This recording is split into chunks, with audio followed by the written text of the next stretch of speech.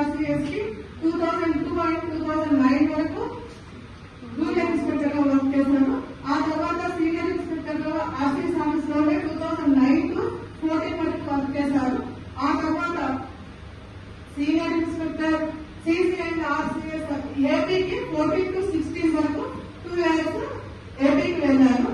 ఆ తర్వాత senior inspector గా DRCS గోల్కొండలో 2017 చేశారు. ఆ తర్వాత సీనియర్ ఇన్స్పెక్టర్ గా సిసి అండ్ ఆర్సీఎస్ తెలంగాణలో 2017 టు 20 అసిస్టెంట్ రిజిస్ట్రార్ గా ప్రమోషన్ తీసుకుని సిసి అండ్ ఆర్సీఎస్ లో 20 నుంచి 24 వరకు అసిస్టెంట్ రిజిస్ట్రార్ గా వర్క్ చేశారు. ఇది ఆయన ఉద్యోగ బాధ్యతగా ఎక్కడెక్కడ వర్క్ చేశారు ఏంటి అని.